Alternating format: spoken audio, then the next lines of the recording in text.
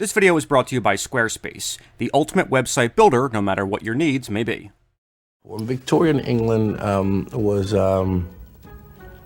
it's a great period for its, I thought that it would be like, it had to be in England. It was the way the original was in England. And so we went back there just to keep the Wolfman faster than anything around and maybe stronger. Isn't there somebody that could understand? I love the Universal monsters. I don't get a chance to talk about them much outside of my Abbott and Costello retrospectives. Do you know what could happen if I meet Dracula in the woods? I'll bite. Oh no, you gotta stand in line. Of the classic monsters, I feel like the Wolfman has been the most unfairly treated. For starters, he only got one film all to himself, the original Wolfman in 1941, being forced to share the spotlight with the other monsters in every single follow-up. Additionally, anytime Universal has attempted to bring their classic monsters back to life, the Wolfman has always seemed like an afterthought. They're treating me like I was crazy. In 2004's Van Helsing, he was relegated to the background in favor of a story that centered around Dracula and Frankenstein's monster. Perhaps that is a conversation for another time. When the studio then attempted to launch their cinematic Dark Universe in 2017, the Wolfman didn't even make their ominous cast photo. The living dead. Perhaps the character's absence here can be attributed to the failure of a movie that came just 7 years prior, though, 2010's The Wolfman. Do you believe in curses? Coming on the heels of two poorly received monster movies for Universal, Van Helsing and the third Mummy film, this remake was the studio's attempt to make their monsters scary again, as they even championed an R rating for it.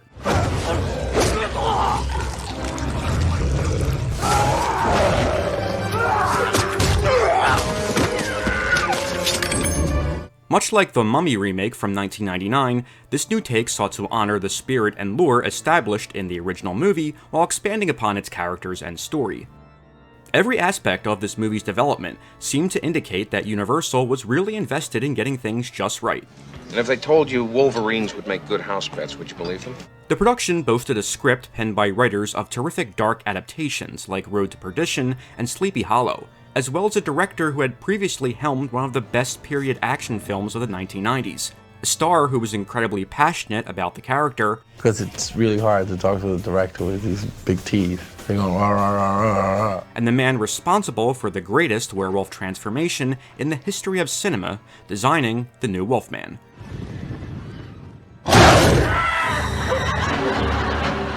It's a pedigree of talent that you would think would result in a slam dunk, and not a movie that failed even harder than The Scorpion King. I get your implication and resent it. But with Universal's new take on the Wolfman dividing audiences currently, I think it's worth revisiting this overlooked remake. They're cursed. All of them. Not just to examine what it got wrong, but also what it got right about one of horror cinema's most compelling monsters. I wish things were different. Never look back, Lawrence. Never look back.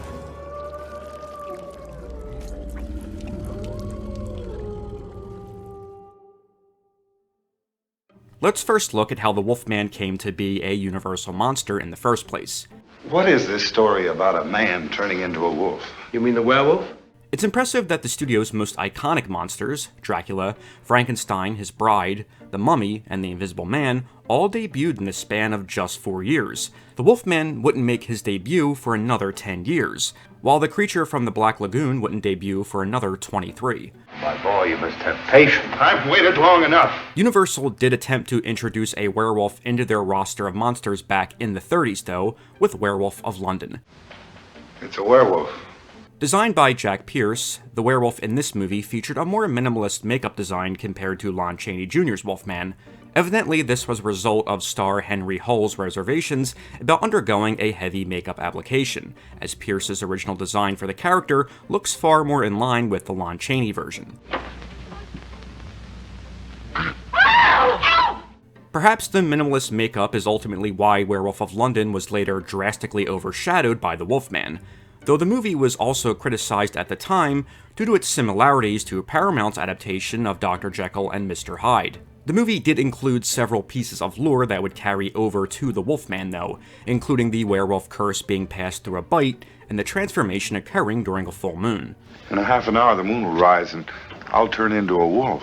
You and 20 million other guys. Listen, It wasn't until 1938, following the surprise success of Universal's re-release of Dracula and Frankenstein on a double bill, that the studio decided to take a stab at the werewolf legend once more. Perhaps knowing they needed to go in a new direction in order to set this monster apart from the Werewolf of London, towering actor Lon Chaney Jr. was cast as the lead. What's he like? Is he a big fella? In a movie that would be less about the science behind the transformation and more about the folklore. evil spell. Pentagram, Wolfman. Oh, I'm sick of the whole thing. I'm gonna get out of here. While Chaney is remembered as one of the great figures of horror cinema, at the time of his casting he had only made one film in the genre, Man-Made Monster.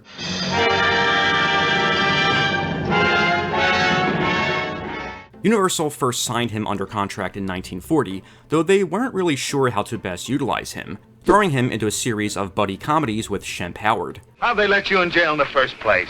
I robbed my kid brother's bank. And they put you in jail for that? Well, my kid brother was cashier at the First National. The studio had financial motivations in hiring him as the Wolfman though, knowing they could tie his casting to the work of his late father.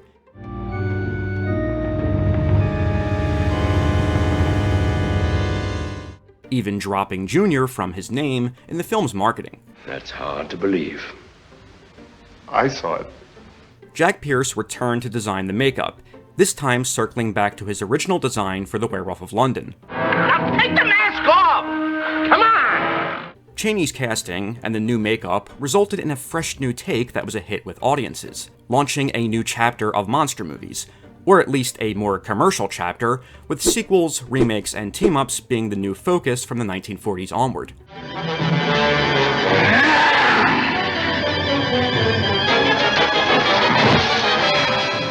Chaney's Wolfman appeared in 4 more films, all collaborations with other monsters. No. I can't go through that again. Ending with him literally being thrown out of a window, plummeting to his presumed death in Abbott and Costello Meet Frankenstein, marking the beginning of the end of the classic era of Universal's monster movies. That's a fine conversation. A guy growls like a wolf. The nerve of some people. As a digital creator, it's been really important for me to find a website builder that I can rely on to best connect with my audience, which is why I am so excited to be partnering with Squarespace for today's video. I'm sure you're familiar with their name, but are you familiar with just how committed Squarespace is to elevating your brand? Well, let me tell you how. Squarespace provides all the essential tools needed to succeed in launching a website. Whether you're an entrepreneur in need of an online store to sell products, or an independent creative looking to showcase your work, their customizable layouts will help you easily create an online space that feels unique to you and your brand, no matter what your website goals may be. I've used site builders in the past that quickly overwhelm me with their confusing navigation and clunky design, but that hasn't been the case with Squarespace. Through their interactive Blueprint AI, I was guided through a series of expertly crafted colors, fonts, and layouts to choose from, quickly allowing me to achieve my vision. Their user-friendly features also help me seamlessly integrate YouTube videos and audio feeds into those layouts, which is vital to my brand. Other website builders have made this process so complicated, but Squarespace made it so easy to navigate. They also provide a vast library of stock images, which was so helpful in adding variety to my website. Have you been debating launching a website of your own? Well, now is the time. Head to squarespace.com for a free trial, and when you're ready to launch, go to www.squarespace.com/hatsoffentertainment, and you'll save 10% off your first purchase of a website or domain. In the time that followed, werewolves in cinema were expanded upon in incredible ways, through movies like Curse of the Werewolf, The Howling, and An American Werewolf in London. You think it's a dog? Oh, shit. What is it? It's a werewolf. All 3 drew inspiration from the Wolfman, though. Seeing their success, it was only a matter of time before Universal decided to resurrect the character for themselves. I expected you sooner. News of a remake first broke in 2006, when it was announced that Benicio del Toro would star in and produce a new take on the 1941 classic. We brought in the idea to the studio to do a remake of the movie, yeah. Benicio, a self-confessed monster fanatic since childhood, was the driving force behind the project. Even a man who is pure in heart and says his prayers by night may become a wolf when the wolfbane blooms and the autumn moon is bright. It's also worth noting that Benicio's first appearance in a movie came in Big Top Pee-wee, where he played Duke the dog-faced boy. Knowing his love of the Wolfman, this had to be a real thrill for him. With Benicio acting as a producer, he was able to ensure that the movie honored the original film. We wanted to do an homage, really. I mean, it was a remake, but it's an homage to the original.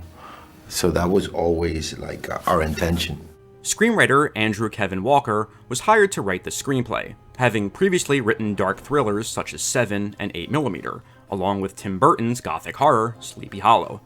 Del Toro was also adamant that the Wolfman would not be brought to life by computer animation, as had been done in Van Helsing. He instead insisted that, like Lon Chaney Jr., he would portray the Wolfman through prosthetic makeup. I learned, little by little, I learned how to like move inside that makeup, and the wardrobe that you have, because everything is really tight. So you have to do everything even bigger. When you open your eyes, you really have to open it, because everything is pushing you down and tight. So everything that you do has to be bigger.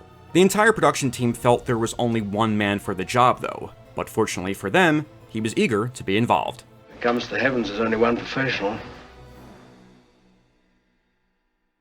I had a friend that got a copy of the script, and I read it, and it read like a CGI thing. And I went to a producer there that I knew, and I asked him if he knew anything about the Wolfman, because I said, I'd love to do this, I mean, that's one of the films that made me do what I do, And I said, is it going to be CG? And he goes, no, actually, they were talking about it being a makeup. And I go, well, will you put my name in there? I would love to do this. While Rick Baker was enthused about the idea of doing an updated Lon Chaney werewolf transformation, it also posed its challenges. American Werewolf, we had a naked man who changed into a four-legged hound from hell. Here we have Benicio del Toro, and we have Benicio del Toro with some hair on his face, and some teeth. We can't, the changes aren't the same.